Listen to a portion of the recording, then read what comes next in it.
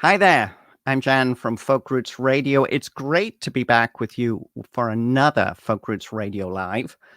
This is definitely a thing. You may realize I'm a little excited when I do this, but because it feels like live radio. And I know I've talked a lot about that over the few weeks we've been doing this, but it just feels really kind of cool to be able to actually go ahead and do these interviews live on Facebook and YouTube and my website. And I do want to encourage you, I'd love it if you would actually subscribe to our YouTube channel. You can go to my website, folkrootsradio.com, and do that. But that would be really wonderful. I'm trying to, obviously try and get people more hooked in this way. It's a system that I've been doing video interviews for a couple of years now. So it actually works tremendously well to be able to record these interviews live and then send them out to radio, which we will be later. So definitely you can, subscribe to the YouTube channel, check out the website at folkrootsradio.com. I would really love that. Coming up, I'm really excited about this because I'm going to be able to talk to one of my favorite young singer-songwriters. That is Brendan Scott Friel from Windsor, Ontario. Now, Brendan landed on my radar in 2017 with his excellent debut solo recording, Quiet Cars. Absolutely beautiful album. And he actually joined us in the studio for the Sun Parlour Coffee House sessions. If you go to sunparloursessions.com and then go to, just basically if you type in the word Brendan in the search box, you'll get his session that we did around the time of Quiet Cars, which was a really wonderful album. Now, since then, Brendan has gone ahead and released another single. That was in 2019. He released Border City Town, about growing up in Windsor, obviously, on the Detroit River. A great song. And now Summer Moon. So I'm really looking forward to digging into that with Brendan today. But before we get there, and I'm very excited about this, because we're going to play his new single, and it's a video for his new singles. This is the first play ever of this single online. It will be released this coming Friday. It's entitled All In, and it's from his wonderful new album, Summer Moons. And you're watching Folk Roots Radio. Great to have you with us today.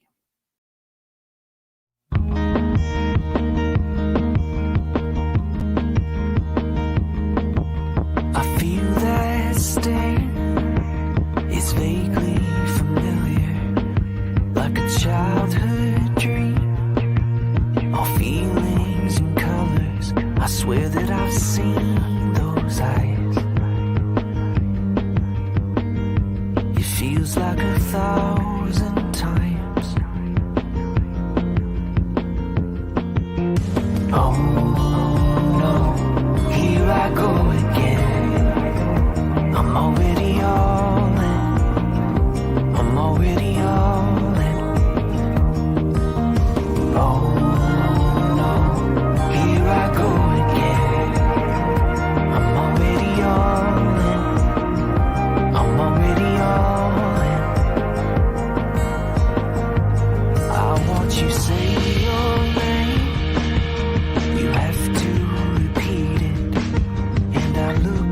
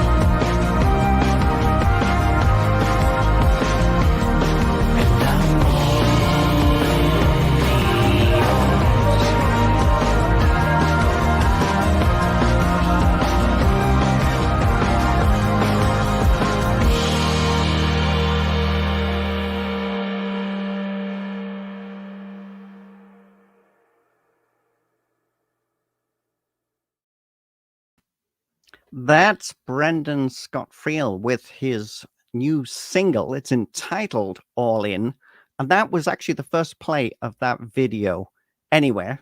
I'm rather excited about that. A Folk Roots Radio exclusive. It's great to have you with us today. What can I tell you about Brendan Scott Friel? Well, he's a fabulous young singer-songwriter. Actually started out in a band called the Brilliancy. We're going to get to talk a little bit about that in a few moments. Produced the excellent Quiet Cars in 2017, a truly fabulous album. And the new album, Summer Moons, is, I think, a progression from there. This album is definitely cinematic in quality. Looking forward to being able to chat with Brendan about the album just now because he is here. He's in our virtual green room, and it's great. My great pleasure to welcome to Folk Roots Radio today, Brendan Scott Friel. How are you doing today, Brendan? I'm doing great. How about yourself, Jan? Great to have you join us. I love that single. I love the driving feel to it. Now Thank that's you. I think the third single from the new album, Summer. Yes, that's correct. Yeah. It's a very interesting project.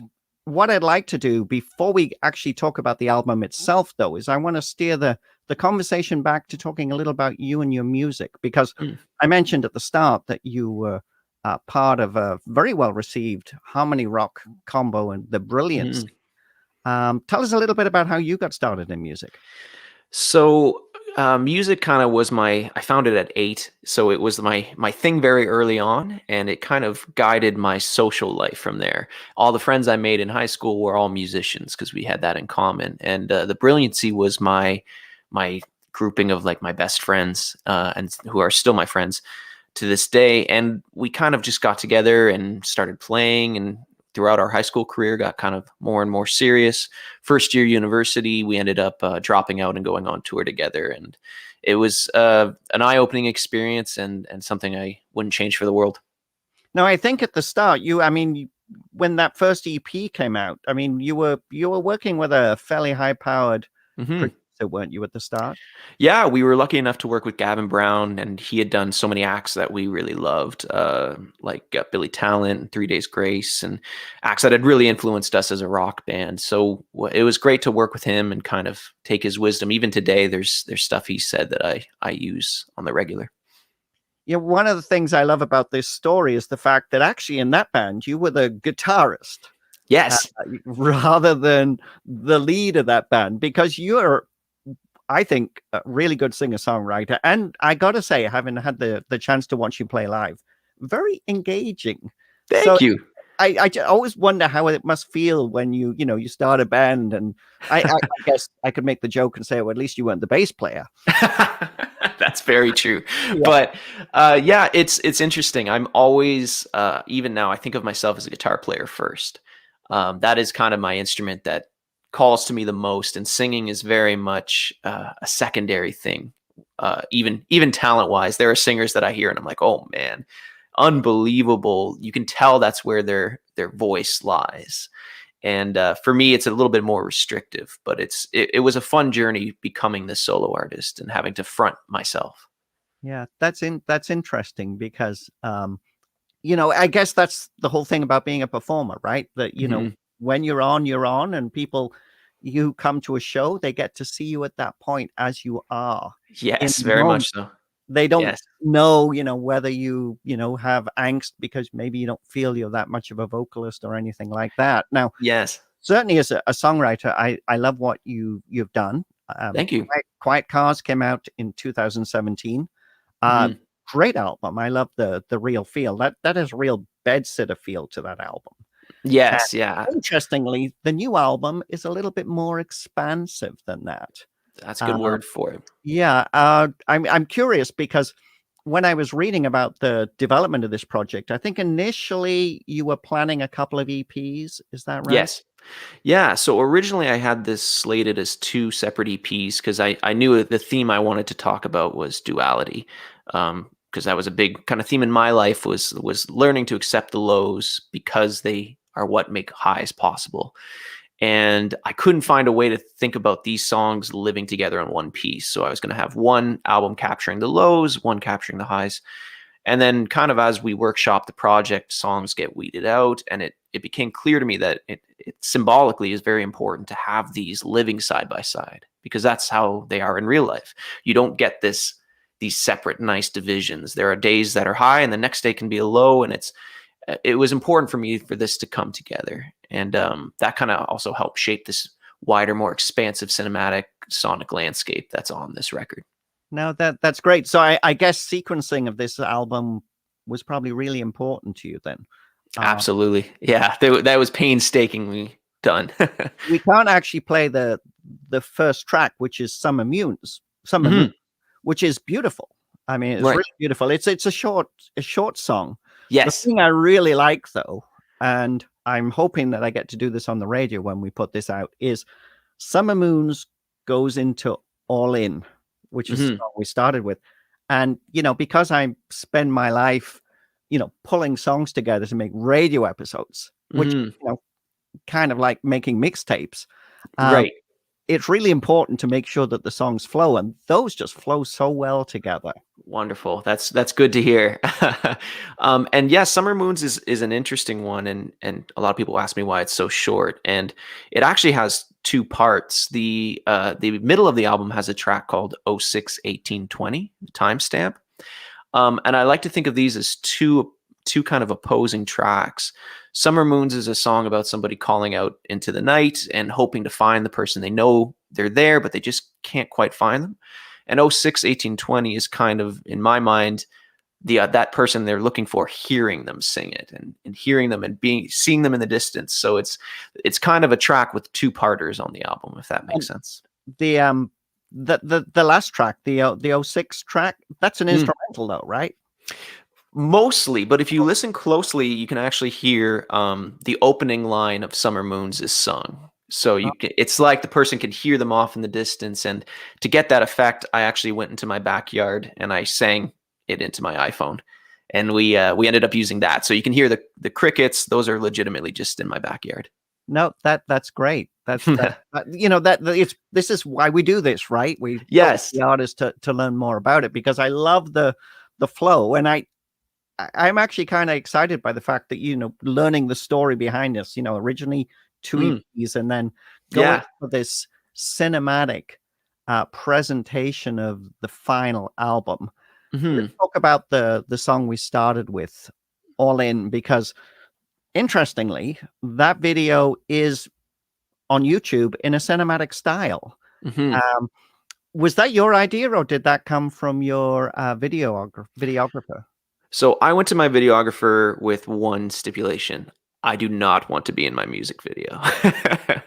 I am not an actor, and I think it's kind of silly if I were to attempt to act in my music video. It's its own separate art form. It would be like an actor coming over and pretending to play music to promote their album or their movie or whatever. So I found that kind of silly, and I didn't feel like I would be adding anything to the song if I just am lip syncing along to a version of the song. I don't think that adds anything, any information.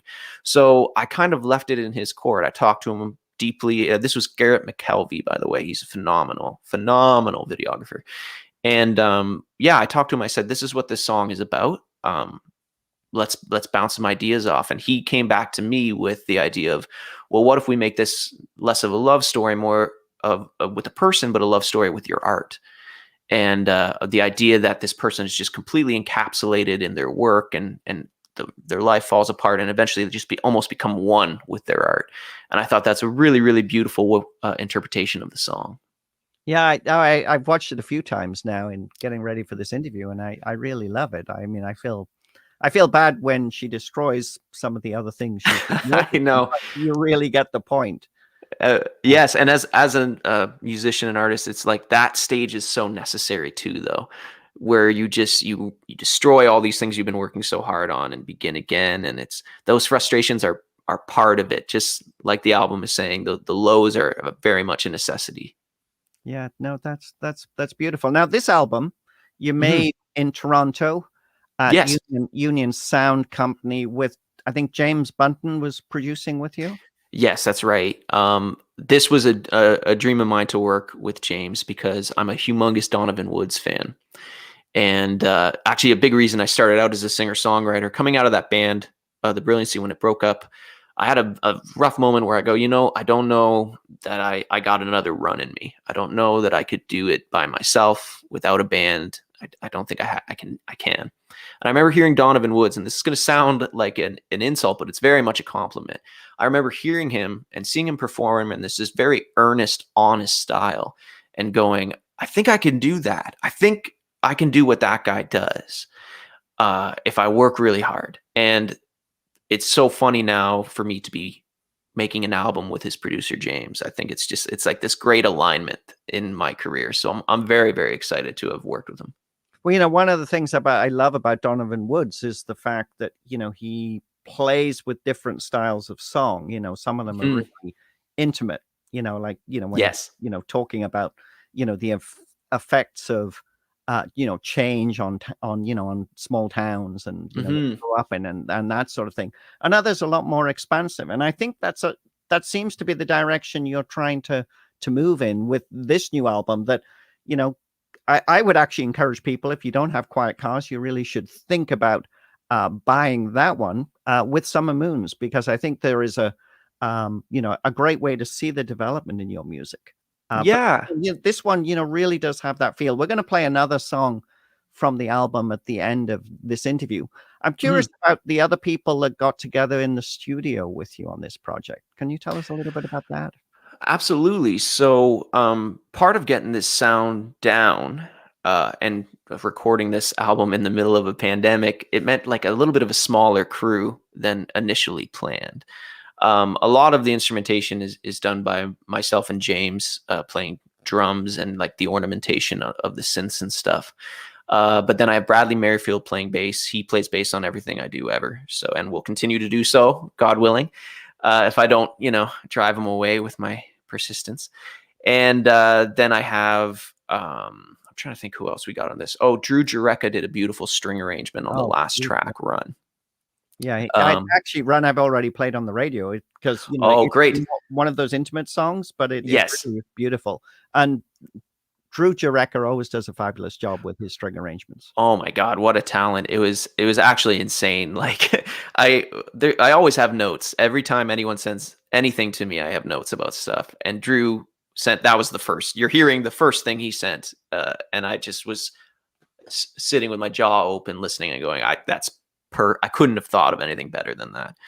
I had Robbie Grunwald play piano on it, and then John Costi and Olivia Seal, they're local, 2 string players. They played on Ghosts on the Clothesline, that kind of odd, ethereal.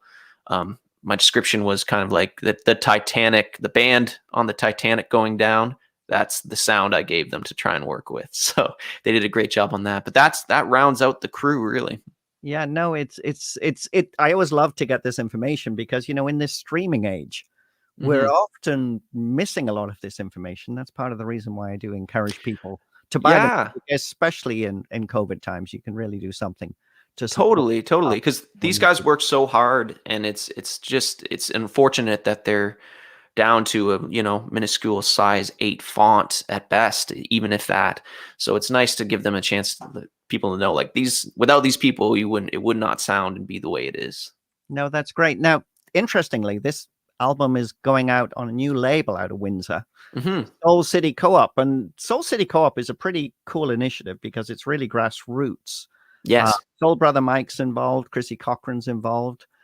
Tell us a little bit about how that initiative came together and your involvement there. Well, I started hearing rumblings of the co-op coming together and artists that were starting to sign up. And I remember Mike and Chrissy saying, hey, would you be down to come over tonight just to like hang out, maybe chat? And in the back of my head, I was like, oh man, I really hope they're asking me to join this co-op because I think it's such a great idea. And they were, thankfully. And I think it is so great because I look back on throughout history and when there are these hot spots of amazing music zones, like thinking of like Detroit with Motown and Greenwich Village in the early 60s, and then Laurel Canyon, the late 60s to the 70s. And I would argue maybe Nashville today, these hot spots of musicians. And it is driven by talent, but more so by, I would say, community. And really, that's what I think sometimes Windsor is lacking. We have amazing talented artists here. We have amazing sources. It's just kind of coordinating it that sometimes doesn't happen, like a sharing of resources. And that's kind of what the co-op's all about, cross promotion. Me saying, hey, I'm working with this PR company or this marketing agency. It went really well. I would suggest that to you, or it didn't. Don't waste your money. That kind of communication just helps bolster this community of amazing art. And I really think the co-op is on track to do that. Now that's I love this, and before I moved down to Leamington, I was in the Guelph area, and Guelph really Mm, has that feel. I mean, it's not that big a city, but they yeah. really have a strong community consciousness on the music scene, and that's really what this is. I mean, you're all helping each other. Now, there may be people watching this interview at the moment that Mhm. are close to the Windsor area. I mean, if people want to get involved in the Soul City Co-op, how can they do that? I mean, is there an opportunity for people to maybe pitch their new album? Absolutely, absolutely. I know Mike and Chrissy are always looking for new artists, like-minded artists to join the co-op. So if you go to soulcitymusiccoop.com, all the contact info is there. And it will be Mike and Chrissy who you're dealing with. They took the reins up, thankfully, on this project, and it's a ton of work. But yes, please, we love discovering new artists, and please check it out and contact us. No, that's great. Well, I think it's just a really cool initiative. So hopefully one of these days I'll get to chat to Mike and Chrissy about it as well, because I'd really love it. Yeah. Now, the album is out. You've released 3 singles so far. Mhm. Before that, 2019, you put out Border City Town that I think featured Kelly Hopp as well. Yes. Um, do you see singles as being the way forward? I know a lot of people are releasing a lot more singles than they did prior to COVID times. I mean, uh, do you see that maybe you'll be doing more singles from this album before, you're done with it? Well, first and foremost, is like I'll always be releasing. Like I'm a huge album fan, and I've been told in many occasions in this process, oh, you're doing an album? Are you sure? Like you could just release all 10 songs individually, and it's like I really don't. That doesn't resonate with me, and I know that marketing wise, that makes more sense to release it all as singles, but. I love albums, and I'll always kind of be having these big chunk albums that come out every couple of years. From here, my plans, this was the last promo single off of this record. I was just going to do 3. I do have some exciting plans for live videos of every track on the album, which is ambitious, but I'm looking forward to that. But as far as another big single like All In, this is the last one for this album. However, I'm excited to say that in June, me and James have a standing date to get working on new music. And I'm hoping to have more kind of like what Border City Town was, between Quiet Cars and Summer Moons. I will have a couple tracks come out before my next big album, so that it's not such a long pause an absence before I have new music again. So the wheels won't stop, hopefully, this time. Well, certainly it's really important to try and, keep your name out there as well as your music between albums. That's obviously part of the reason why, Mhm. And artists, even have as to a use social media. Yeah. and I would say even as a craft, like it's important to constantly be working and writing. Waking up every day and writing and creating music, I think, is really important. And as a songwriter myself, I'm very guilty of waiting for inspiration. And you'll be waiting a long time for that. Sometimes you just have to get up and sit down when you don't feel like it and hunt for that inspiration. And that's something I'm really pushing myself to do more of this time. No, that's wonderful. Well, it's been great to talk to you. I did want to just quickly ask you about teaching music, because you've been involved Mhm. in teaching for quite a while. I think you have set up early childhood music education programs, worked in the Yeah. Montessori schools as well. Are you able to do much teaching at the moment? I teach still my private students, which I have about 30 something students a week that I'm teaching privately guitar lessons and songwriting and ukulele. But unfortunately, my music programming at the daycares and Montessori's, I haven't been in since this started last March. Just extracurricular activities are obviously not coming back into the schools yet until we can do it safely. And I do really, really miss that, because it's a nice kind of counterpoint to my songwriting career. It's nice. It's exciting to see someone experiencing music for the first time at that young age, and it kind of reminds you of what it felt like when you first discovered music. So I get to do that every day when I'm working. So that's a nice and important factor of my life, I think. No, well, I know you must be missing it, and it's really cool when you've got a teacher coming in who, is, working their art at the same time as Yes. teaching you it. I think that is rather special. Now, talking of things that you're missing, obviously live shows, probably haven't had too much chance to do that in the last year. No. Can you talk a little bit about what you hope to do once, we're out of this pandemic? I very much want to get playing live as soon as humanly possible. I've tried the live stream events, and it's just not the same thing singing into your iPhone as it is singing into an audience of people. So I'm very excited to sing to people again. Right now I'm planning, I would love to go and just do some wineries and breweries along and tour around. I also am fortunate enough, I'm an Irish citizen as well as a Canadian citizen. I have a passport. So I plan on going to the EU and kind of putting together some shows as soon as that's safe and possible as well. Oh my God. I did not know that you had this Irish citizenship, and it's like, I think there's a Waterboys type project coming here. That would be nice. I would like that. Yeah. Really mix it up, or maybe it'll be a remix album or something. Yes, that I would love, absolutely love that. But that's my plan for now. Of course, it's pending COVID restrictions, but I'm hopeful. It's been great to talk to you today. If you want to learn more about Brendan's music, go to his website at brendanscottfriel.com. You can see it at the ticker on the bottom of the video here. We're going to finish with another song from the album. We're going to play Shadows. Tell us a little bit about this song, Brendan.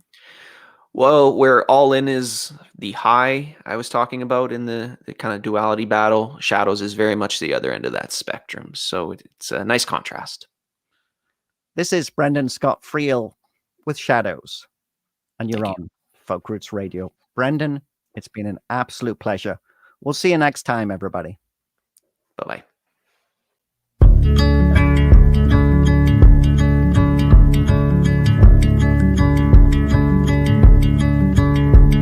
I went walking with the night, trying to find the day. Put the garbage to the curbside, and the tide was still awake, and the wind played with the waves, like I played with your hair. Was I happy then? Were we almost there?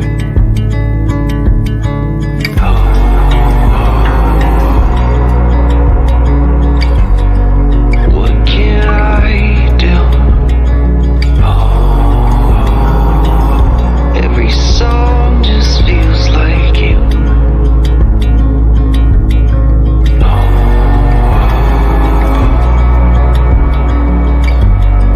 What can I do?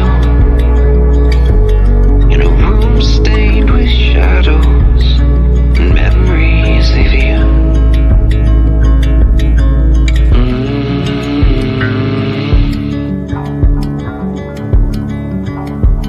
Taste the salt in the ocean. Taste the salts on your skin. Muggy kiss on your doorstep. That night you let me in. So we slept with the windows open, and your head on my chest. Can I live in this moment? Can I burn all the rest?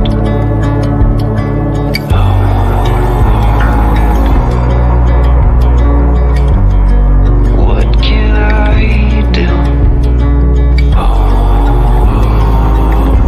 Every song just feels like you.